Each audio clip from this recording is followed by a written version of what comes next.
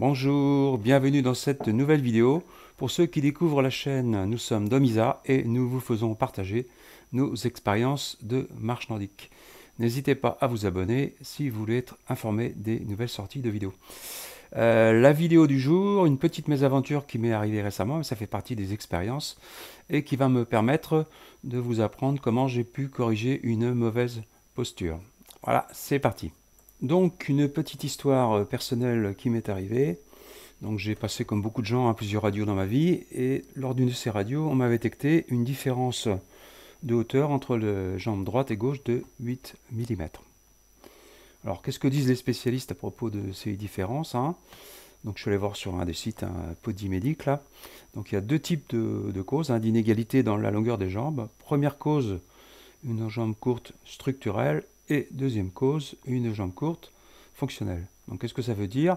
Alors déjà, bon, la différence est importante, enfin significative on va dire, à partir de 5 mm. Avec 8, je suis au-dessus de ce qui est significatif, hein.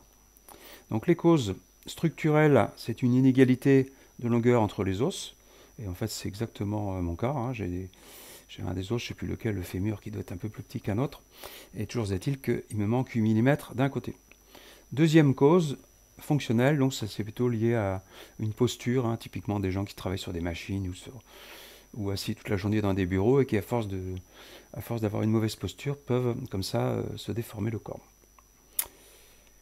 Et donc avant la marche nordique, dans la vie de tous les jours, ça ne me gênait pas beaucoup, hein, donc à part éventuellement une différence d'usure des chaussures d'un côté plus que de l'autre, mais pas plus que ça. Par contre, quand je suis arrivé en marche nordique, là j'ai commencé à avoir quelques petits soucis, et notamment ça a été détecté dans ma première session de stage instructeur Binordic Spirit avec Elisabeth Valette et Béatrice Anchon, qui en fait ont passé des vidéos de moi au ralenti. Et là on s'est aperçu que j'avais une sorte de marche en canard, et en fait avec une notion de roulis, hein, c'est-à-dire que je basculais comme ça, côté gauche, côté droite, côté gauche, côté droite. D'accord? Côté gauche, côté droite. Comme ça, un roulis. Ce qu'on appelle un roulis. Alors, pourquoi en marche nordique c'est important, cette notion-là? Parce qu'en marche nordique, on est devenu quadrupède, hein, on marche sur 4 membres. Alors, on n'a pas vraiment, on a les bâtons qui prolongent les bras, mais il n'empêche que c'est comme si on était un quadrupède. Et de ce fait, la symétrie dans la marche va être importante, hein. Si on a aussi bien des jambes déséquilibrées que des bras, ça pourrait être les bras d'ailleurs, hein, déséquilibrés, eh bien ça va être assez désagréable.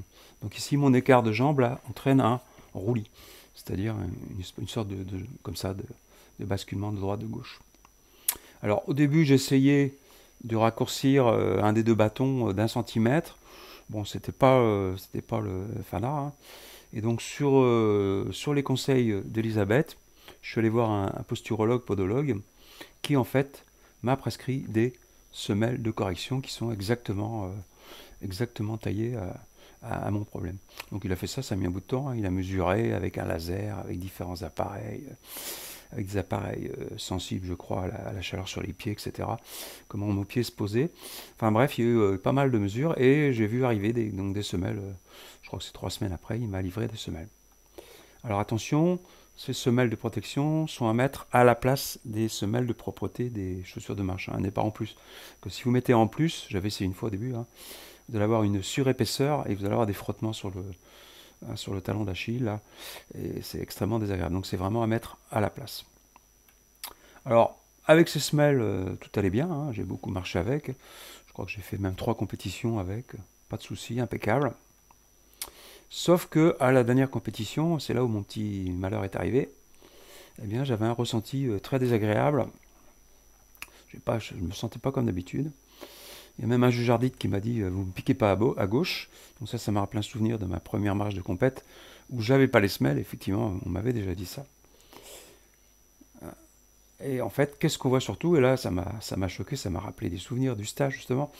Je me dis mais purée, je marche comme un canard avec une bascule de gauche à droite. Alors il faut savoir que, grosse erreur, j'avais repris une nouvelle paire de chaussures sans mettre les semelles de compensation. Alors, à ma défense, en fait, j'ai marché avec ces choses-là pendant presque un mois, mais sur des terrains qui n'étaient pas très représentatifs, hein. J'ai marché sur des terrains plats et je n'ai pas marché à des vitesses élevées, hein, ce qui fait que, en fait, ce que j'ai pu voir n'était pas vraiment symptomatique de ce qui se passe à haute vitesse, où là on a le corps qui est soumis quand même à beaucoup plus de contraintes. Et donc cette compétition a mis en exergue, je dirais, a fait apparaître ce problème qui est réapparu en fait. Alors à l'issue de ça, je me suis dit, tiens, je vais regarder ce qu'il en est entre les anciennes chaussures et les nouvelles. Donc anciennes chaussures sans les semelles de correction et nouvelles avec. Donc pour faire ça, j'ai fait ce que fait le posturologue, hein. Je me suis mis un laser sur le mur et donc j'ai regardé où est-ce que mon corps était positionné par rapport à ce laser. Donc on voit tout de suite que, alors les traces au papier, au crayon n'ont pas été bien faites, hein, sur le laser, mais on voit quand même à l'œil que, eh bien, il y a un sacré écart quand même entre les deux chaussures. Alors même si c'est pas très scientifique, hein, on pourrait dire que je suis pas tout à fait calé vertical, etc. Mais je peux vous assurer que il y a un véritable ressenti pour moi quand je marche avec les semelles de correction. Donc moralité, si vous avez ce genre de problème, alors en tant que coach, par exemple, j'ai déjà vu plusieurs filles, hein, qui avaient ce problème, qui avaient un déséquilibre très net entre la droite et la gauche. Donc vraiment, on leur conseille dans ce cas-là de consulter un spécialiste, parce que sinon, ce qui va se passer, c'est que le corps va s'habituer à ces déformations et il va compenser d'une manière ou d'une autre, hein, par exemple par les épaules ou avec une rotation de la colonne vertébrale. Et bon, tout ça, ça risque en fait de vous amener des problèmes physiologiques et des blessures. Donc n'hésitez pas, surtout là, bon, c'est pas un tarif excessif, hein, ça peut vraiment vous aider à corriger, ça vaut le coup. Alors comment est-ce qu'on fait pour contrôler sa posture? Et chose que j'aurais dû faire d'ailleurs en changeant de chaussures. Et bien, tout simplement, hein, on va se filmer en vidéo, hein. Alors on se filme soi-même, on filme les autres. Et l'examen des vidéos, en particulier au ralenti, eh bien, va vous montrer ce qui se passe, hein. Typiquement, vous allez voir tous les petits travers que vous pouvez avoir, les corrections, justement, je viens de vous en parler, hein, les corrections que le corps peut faire pour compenser tel ou tel problème. Alors, une première vidéo ici avec Isa. Alors, j'avais montré déjà, hein, comment est-ce qu'on fait du image sur image, hein, c'est ce que je suis en train de faire en fait là. Pour avoir ces images sur image, je clique au fur et à mesure. Donc ça nous permet vraiment, hein, ça nous permet vraiment de voir l'amplitude de la foulée, le déroulé du talon, la rotation des épaules, la rotation scapulaire comme on dit, la rotation du bassin, la rotation pelvienne, le lâcher des doigts, la poussée avant, la poussée arrière, enfin ça permet vraiment de voir beaucoup de choses. La même chose pour votre serviteur, donc même principe. Bon là je vais un peu plus vite qu'Isabelle, hein, donc c'est pas forcément comparable, hein. Tous les marcheurs rapides le savent, plus la vitesse augmente, et plus vous allez avoir tendance à perdre votre geste, et en particulier l'amplitude des bras qui va diminuer à haute vitesse.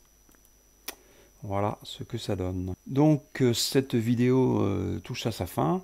Alors comme d'habitude, hein, n'hésitez pas à vous abonner, hein, si vous voulez être informé des vidéos qui vont sortir.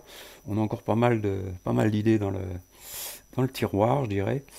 Hein, il y a beaucoup de choses à lire. Des expériences, comme ici, un petit peu négatives, entre guillemets, ou un petit peu décevantes, ou des expériences positives. Je pense que ça peut toujours servir aux uns et aux autres, en particulier aux coachs et aux marcheurs de compétition. Merci de nous avoir écoutés. À bientôt.